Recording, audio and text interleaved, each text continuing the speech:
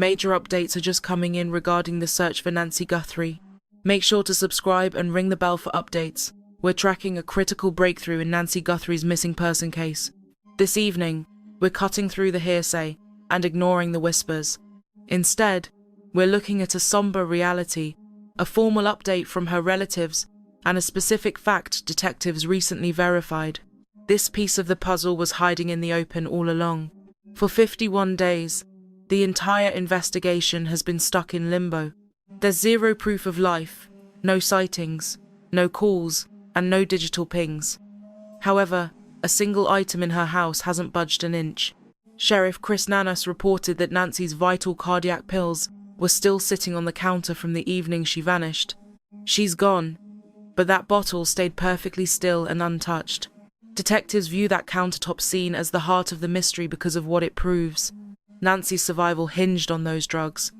They weren't a choice. Missing even a dose was life-threatening. Suffering from a severe heart ailment, she relied on that specific prescription to stay alive every day. Authorities warned from day one that her life would be at risk if 24 hours passed without her meds. That crucial day-long period ended weeks ago. Now, those pills on the counter represent more than just a clue. They're a haunting monument. It serves as a grim milestone. It is quiet proof that on February 1st, Nancy was given zero chance to pack or get ready for what was coming. She didn't take her mobile, her handbag stayed put, and even her hearing devices were left in the house. All her essentials stayed behind. Police emphasized that Nancy lacked the physical strength to even walk a short distance unassisted. Moving 50 yards was impossible for her alone, which completely rules out the idea that she simply walked away. She didn't walk out of that front door willingly. Her night was violently cut short by something else. The moment her routine was broken is vital to the clock. It all went down at 2:28 in the morning. That was when Nancy's heart device lost its connection to her smartphone, cutting the live stream of her medical stats. Since Bluetooth only reaches about 30 feet, that disconnection implies she was suddenly moved away from her device. Someone took her from her room, out of reach of the receiver. For 51 days, that pulse hasn't been detected again. The heart monitor has stayed completely dark since that night. Federal agents used high-tech planes to sweep the desert for any lingering Bluetooth pings, while choppers circled the mountains. Despite the state-of-the-art tech, they found zero traces, no signals, no body, nothing. But these details are part of a bigger picture. These clues lead right back to those pills on the counter, and the fragile state of her own heart. Collectively, these facts paint a very narrow and grim picture of what actually occurred. By February 2nd, Nancy had missed her doses for over an entire day, the exact point doctors warned would be lethal. Detectives are now wrestling with a deeply disturbing theory. Was the perpetrator aware of her health issues, or did the situation just spin out of their control? There's evidence of premeditation here.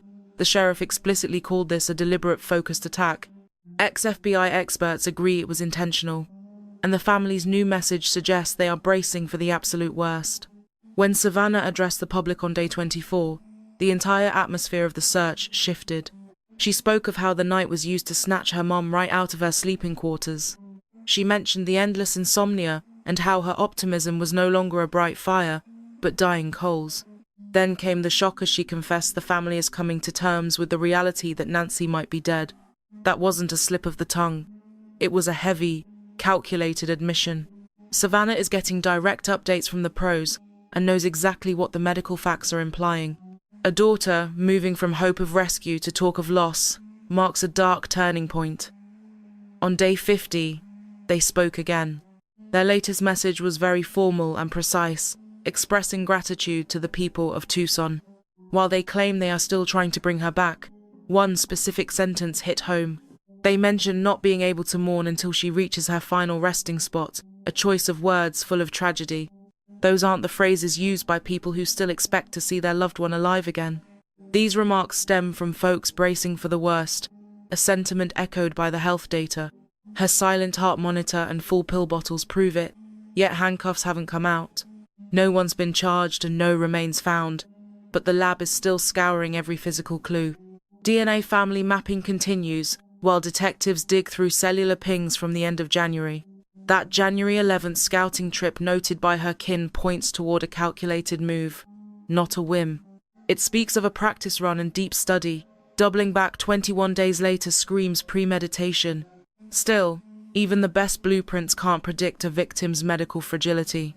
Experts suspect a kidnapping for cash plot might have folded if Nancy's condition took a sudden sharp nosedive. Plus, no legitimate demands for money ever surfaced, a glaring hole in the timeline. Theories aren't facts, so the task force is sticking strictly to the hard numbers. Sheriff Nanos admitted much of the file is under lock and key, a weighty admission. This suggests they've found more than they're letting on, with hidden gears turning behind the scenes.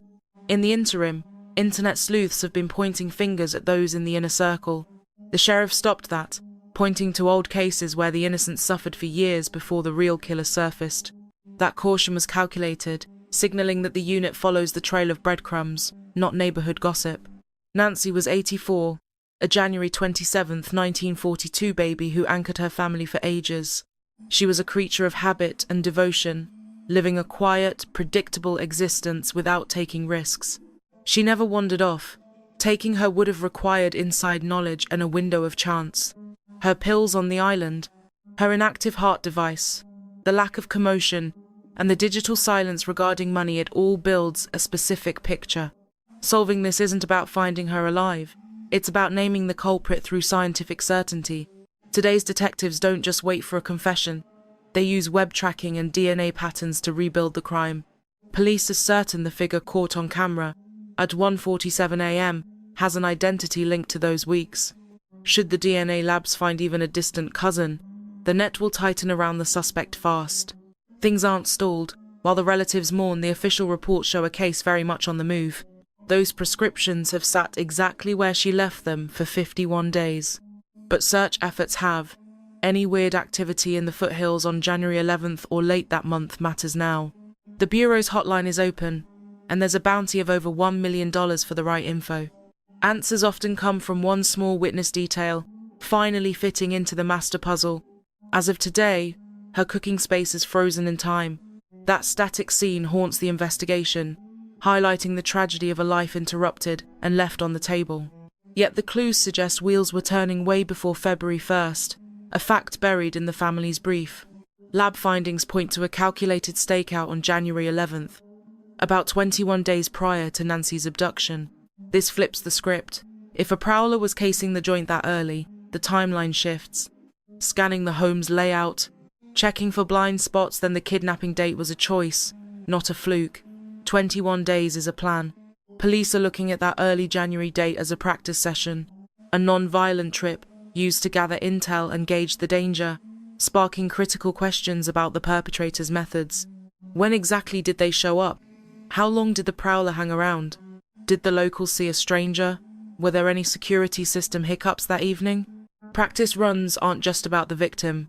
They're about timing the police. These foothills aren't some busy street. It's a sleepy suburb, where a new face sticks out like a sore thumb. So anyone scouting the place had to be incredibly bold or perfectly hidden. Pings from cell towers are being cross-referenced between those two nights to find a matching signal. If one phone pops up both times, the search zone shrinks instantly. GPS records don't lie. Surveillance never sleeps. In a mystery shrouded in total silence, these digital breadcrumbs are everything to the police. Look at the front porch too. At 1:47 a.m., the doorbell camera went dark. This was a calculated strike, not some amateur mistake. It suggests the intruder knew exactly where the lenses were pointed and how the whole system worked, blinding a security setup that effectively requires prior scouting, which points detectives toward the theory that she was being watched for days. The kin confirmed a strange encounter back on January 11th, proving this was a cold, premeditated hit rather than a random act. This had layers. Criminal profilers argue that such heavy preparation usually indicates a very specific, personal motive behind the abduction. Chaos is messy, but hits like this involve dry runs, even if the why hasn't been shared with the public yet. Early on, everyone figured this was all about a cash payout.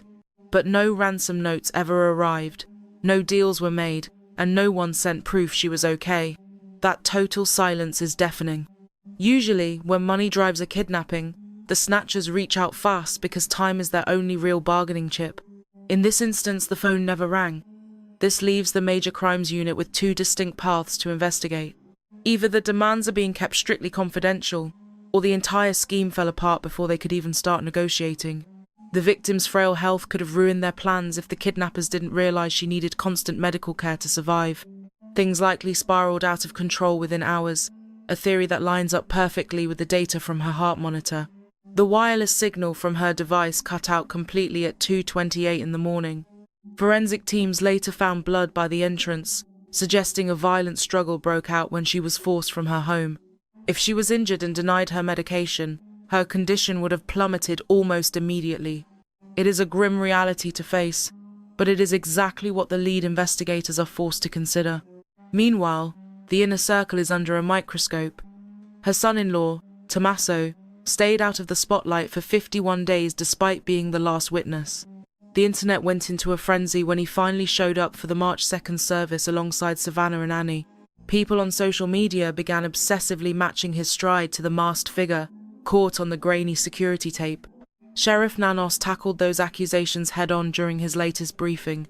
He brought up the Isabel Solis tragedy, where a father was wrongly blamed for years before the real killer, a neighbor, was caught. That comparison was a pointed warning to the public about the dangers of jumping to conclusions without evidence. Factually, looking like someone on a blurry video isn't proof. Gait analysis needs lab-grade software, not just a bunch of people guessing. Law enforcement has since officially stated that Tommaso is no longer a person of interest in this case. Armchair sleuthing might feel useful, but it doesn't solve crimes. The sheriff also dropped another bombshell during that same talk. He revealed that they are sitting on a mountain of secret evidence that they cannot go public with just yet. That is massive. It means the lab is working. They are still processing the genetic material found at the scene. Forensic genealogy is currently in progress. This tells us they have a solid biological profile they are trying to link to someone. Today's technology doesn't need a direct match. They just need to find a distant relative to start the hunt. If any second cousin ever took an online DNA test, the experts can reverse engineer the suspect's entire family tree.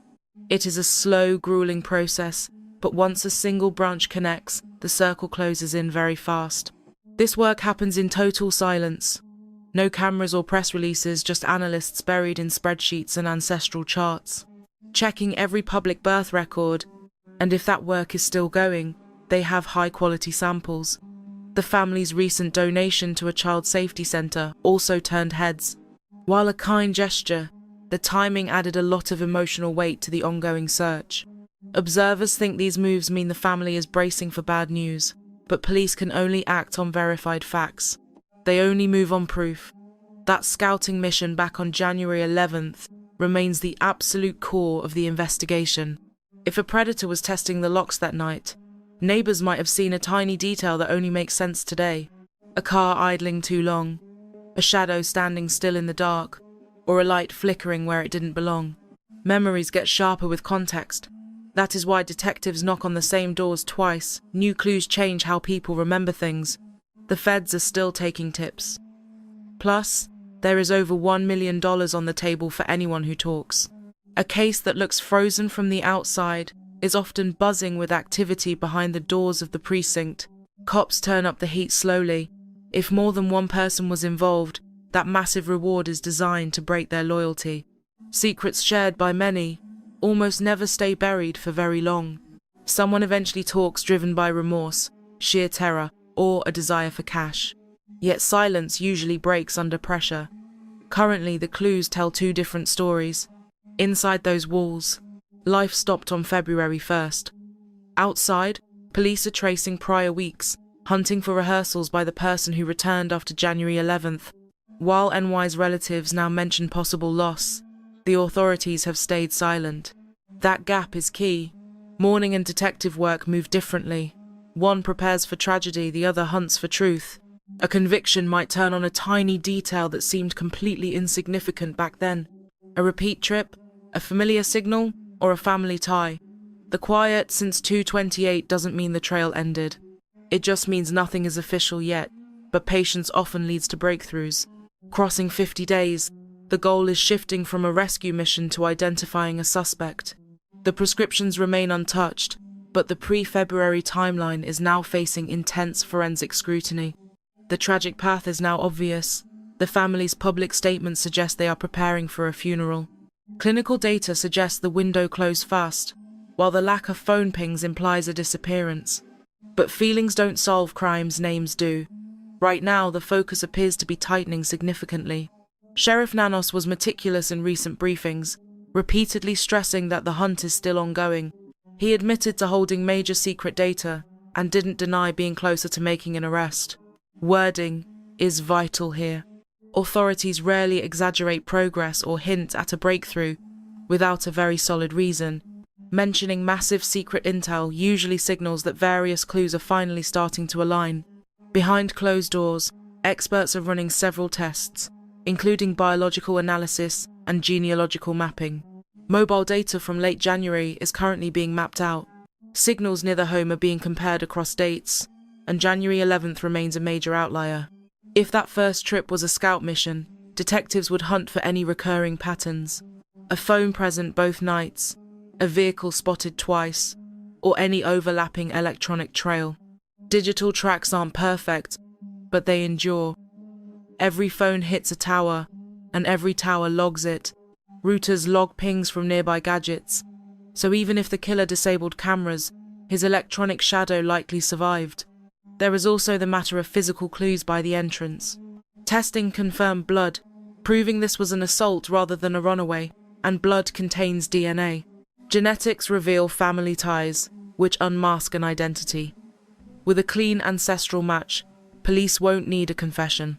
They need confirmation. Modern captures show how fast things move once a relative, even a distant cousin, adds their genetic profile. Experts trace family trees until the age and location align, suddenly turning a ghost into a person. The work is slow publicly but incredibly disciplined privately. Meanwhile, police have returned to neighbours with specific questions, not as a setback, but as a refinement. With fresh info, detectives revisit witnesses to see if new facts help them recall the timing. Was a car idling near midnight on January 11th? Did anyone see a stranger there multiple nights? Did nearby building projects provide a place for someone to hide? These foothills aren't an anonymous place, with quiet streets and predictable rhythms. Staying there too long requires either deep familiarity or a pretext. Local knowledge suggests a personal tie, while a lack of it points to heavy planning. Either path helps. There is also building pressure from the $1 million reward currently on offer. That money gets talked about. It becomes visible, making it very hard for someone to ignore. If several people know what happened, the stress of that secret only grows heavier over time. Conspiracies almost always collapse. Loyalty fades, fear rises, and a massive payout changes everything. The pressure is mounting for whoever did this. While the relatives are bracing for the worst, the police haven't closed the file. This gap is vital. Historically, long stretches of quiet often lead to a rapid breakthrough. Handcuffs sometimes click weeks after the hype dies down, thanks to unexpected DNA family tree leads. This investigation mirrors those patterns. That January 11th dry run suggests the culprit was remarkably bold. February 1st showed precision. The heart monitor's silence indicates a major emergency. Abandoned meds show her fragility. Combined, it paints a picture of a hit that likely spiraled out of control. If things went south fast, it explains why no legitimate demand for money ever surfaced. Biology likely broke their plan, forcing a frantic schedule change, though this theory is just professional speculation. Cops are checking if the plan backfired. Nancy was 84 years old. Her heart health and physical struggles weren't just details, they were high risk factors for the kidnapper. Currently, no one is in custody or officially named. However, silence from the station doesn't mean a cold trail. Sheriff Nanos insists that social media rumors won't be what solves this mystery. Hard proof is key. Things move fast behind the scenes once DNA connects to a far-off cousin. When cell towers and job site lists start matching up, the net begins to close very quickly. In Tucson, the killer might think they're safe. Past cases prove that's a deadly mistake. Today's CSI doesn't need a confession. It thrives on small clues, habits, and microscopic evidence. One stranger's DNA upload could change everything. Old tech might link them to the scene, or the bounty could tempt a witness. For the Guthries, mourning has set in. Their words focus on healing and her eternal resting spot. Cops are working a different angle now. Her pills sit untouched. Her heart device hasn't pulsed since. The house is tomb quiet, yet the gears of the justice system are grinding away in the background. A minor detail from January 11th might be the smoking gun detectives are desperately looking for right now. Spotting a strange car in the foothills could be crucial. FBI lines are open and the cash reward is still active. This isn't over yet. Unsolved isn't the same as impossible. The wheels of justice turn slowly, but they're turning. When the hammer finally drops, it usually hits without warning.